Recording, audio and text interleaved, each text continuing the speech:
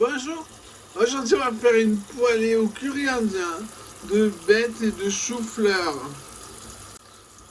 Alors vous prenez une petite bête, vous la lavez dans de l'eau pour enlever la terre.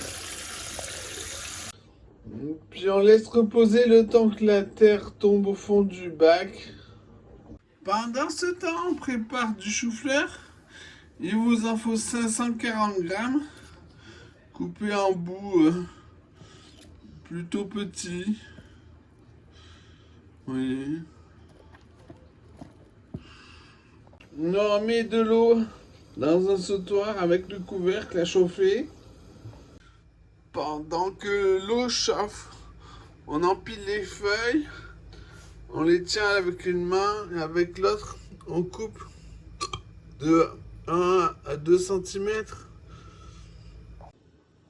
Alors il vous en faut 520 grammes.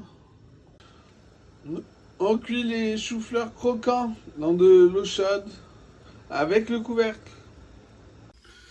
Une fois croquant, on refroidit sous un jet d'eau froide. On laisse l'eau dans le sautoir, on va y mettre les bêtes. Alors pour les bêtes, cuisson croquante et plus filandreuse dans les morceaux blancs. On les refroidit sous un jet d'eau froide. Ensuite, le petit rituel du curry indien. J'ai remarqué qu'on pouvait assaisonner avec ça, c'est-à-dire remplacer le sel, le poivre.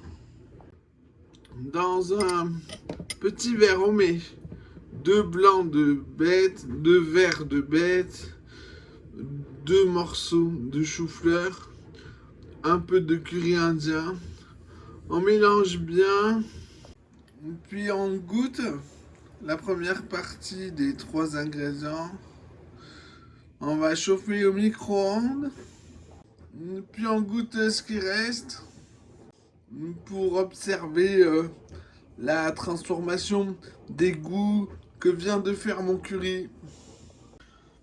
Ensuite, quand c'est bien égoutté, dans un grand saladier baquet, on met les bêtes et le chou-fleur.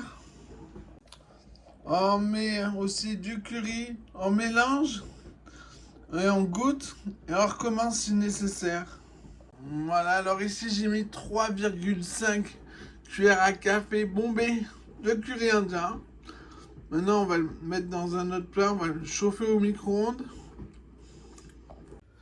Et après, quand c'est chaud, on le range au frigo, on le réchauffera pour manger. On peut se servir ça avec une omelette aux patates grillées. Bon appétit!